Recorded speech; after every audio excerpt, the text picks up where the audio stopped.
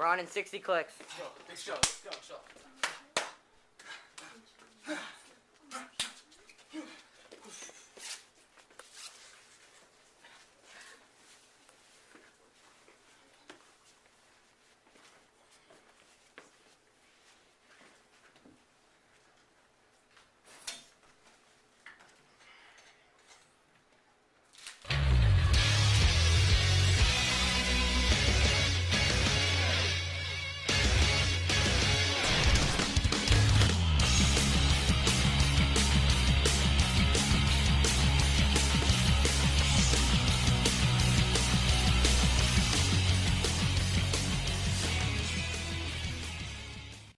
Hello, welcome to ESPN.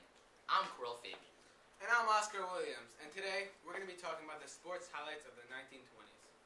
Yes, let's start off by talking about a new trend of sports that just was been born in the 1920s. It's called the National Football League, or for short, NFL. Let's get right to it, Kurrel. Now, since this sport is really new, we haven't found athletes that really caught our eye.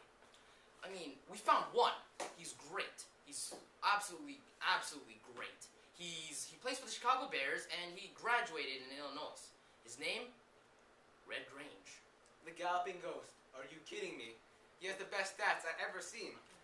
8 touchdowns, 5 of them rushing, and 3 passing. Are you kidding me? 400 yards in his first year at the NFL, and he has 700 yards in his years at Illinois. Can't get better than that, can you? He's a fast athlete, and he's 5'11", 175 pounds. That's what I call a mean, lean, fighting machine. He's quite the athlete. I mean, look at him. He already has a large fan base, and he makes football really exciting to watch. Have you seen him? He's really good. I mean, I might have to put him for the books for like greatest athlete in the NFL right now. I agree. Yeah. Now, let's get to Ted Sanchez with the interview with Red Grange. Hey Red, it's an honor to have you here today. It's a pleasure. Now my first question is, ever since you made a pro, then from playing college, isn't it harder since you have fewer yards? It's definitely harder being in the NFL. It's totally different competition. Everybody's stronger, faster, just much different. It sounds harder. Now, since you're the biggest icon in the National Football League, how does that make you feel? I mean, it's hard at sometimes, but it's great because of my fans. They wow me up, pump me up, just tells me that it's game time. Well, since you're talking about your fans, why don't you show them some moves? Alright. That was impressive. That's why they call me the Galloping Ghost. Well, you guys saw it here with Red. Back to you guys.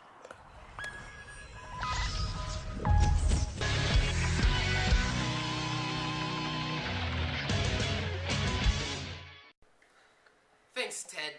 Now, with other sports, Let's talk about baseball, my favorite sport. And there hasn't been many teams or players that have struck my mind. They've been playing well. However, there's only one that's really shot my mind. oh, here we go. The king of swing, the sultan of SWAT, the Goliath of Grand Slam. The one, the only, Babe Ruth. Oh, man.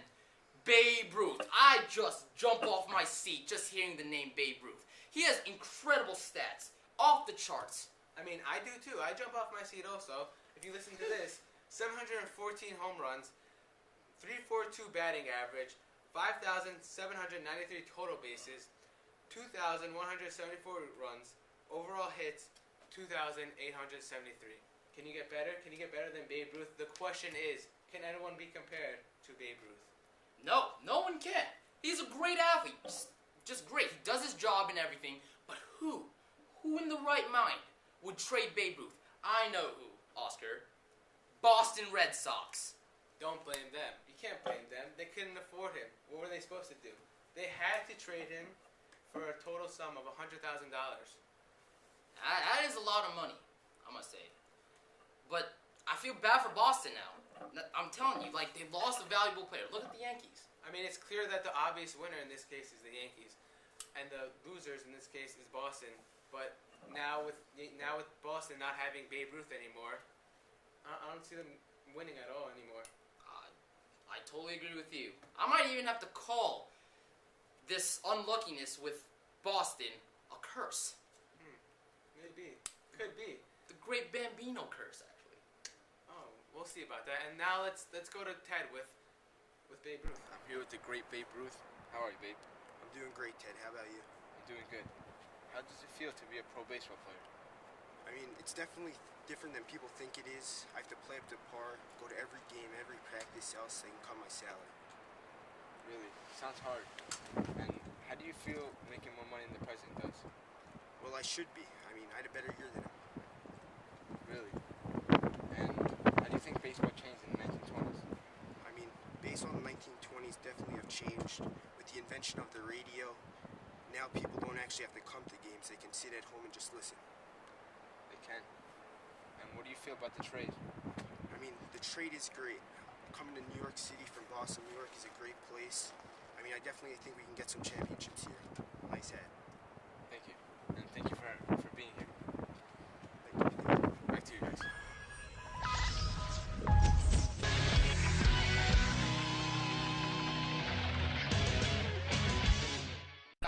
Thought. 1, 2, cut.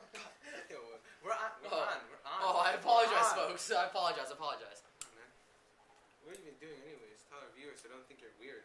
Well, Oscar, if y'all must know, I was actually practicing boxing. I'm one of the best out there. You're the best. Yeah. Do you have a fish named after you, like Jack Dempsey? Alright. I may not have a fish named after me, but let's talk about Jack Dempsey. Alright? Yeah. Let's go. I admire his aggressive style and his fast-paced movement. He's just one of the greatest boxers in American boxing right now. That's why he has the heavyweight title. Yes, he does have the title. I'd like to talk about that. He got his title at the year of 1919 and held on through it to 1926. That's a total of 7 years if you count. And also, what I like to talk about, that's a very long time. 7 years. Have you ever held on to 7 years, something for 7 years in your life? Oscar, let me tell you something I haven't held on for 7 years. And that is a girlfriend, folks. Alright, let's get back now. Alright. Let's get back to Jack. Now, yeah, 7 years is a very long time. But the road to the heavyweight title was not an easy one for him. The fight for, the title was a brutal and just all-out bloodbath. His opponent, Jeff Willard, he had to knock him out several times to win. Several times. It was an exciting match, and that's why many people attended this event. And I also like to call out that he has a long reach. He's 6'1", and in every match he competes in, he should win since of these stats that he has. Yeah, I mean, 52 wins, 6 losses, 28 of the wins. 28 of them were KOs. Apologize for the mistake. But yes, after those 52 wins, 28 were knockouts. And that's because of his deadly left hook. Oh, the left hook. Ryan the Kisser.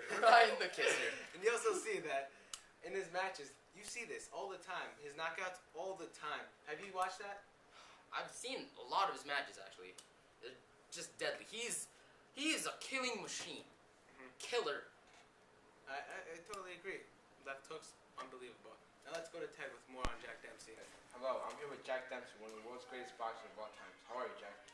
I'm great, Ted. How are you? I'm good. Now, you have a really good record, 52 wins, 6 losses, and 28 knockouts. How does that make you feel? I mean, it makes me feel like I'm on top of the world, just taking people down like that. That's really good. And you're also the heavyweight champion. How long have you had that title for? I mean, I've had it for 7 years. I hope that there's some more. That's good. Hopefully there is. And you also have a lot of fans out there. Is there anything you want to say to them? I wouldn't make it here without my fans. I would like to say thank you. It's definitely been great. All right. Thank you for your time. Back to you guys. Thank you, Ted.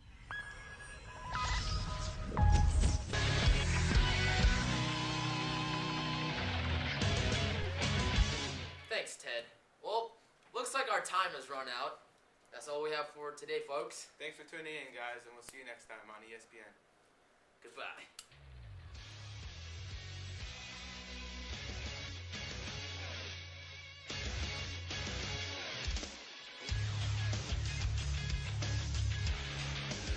Better under pressure than without pressure. It just happened that way. And I think that's the way the whole team worked. I've never played in a game, and I played 18 years of football. That was so easy that everybody did their job the way they were supposed to. And Fanen was supposed to knock somebody down. He went out and knocked him down. He got up and knocked somebody down.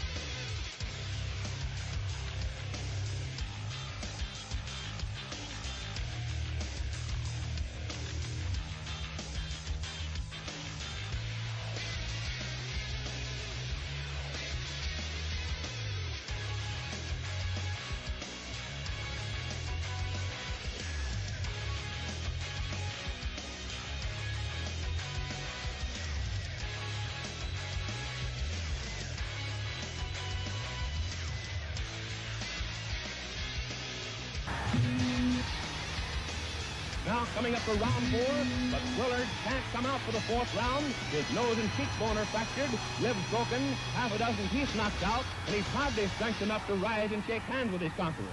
In this most unusual of fights, an idol has been born. Dempsey the Mauler.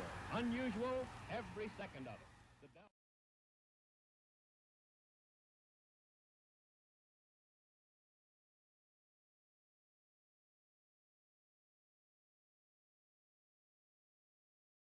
Yes, let's get started with... But we found one.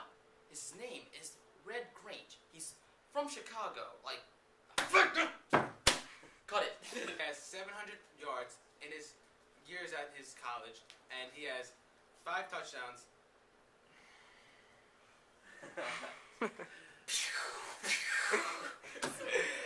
Really, sounds hard. And how does it feel to be the National Football League's icon? It feels great. My fans, when they're roaring, it really pumps me up. The crowd goes wild, puts me in the game. Really. And I hear you have some moves. You think you can show us some? Sure. That's what makes him, like, one of the best fighters in the American boxing right now. I agree. I forgot my line, too. Ethan! He plays for the Chicago Bears, and he graduated for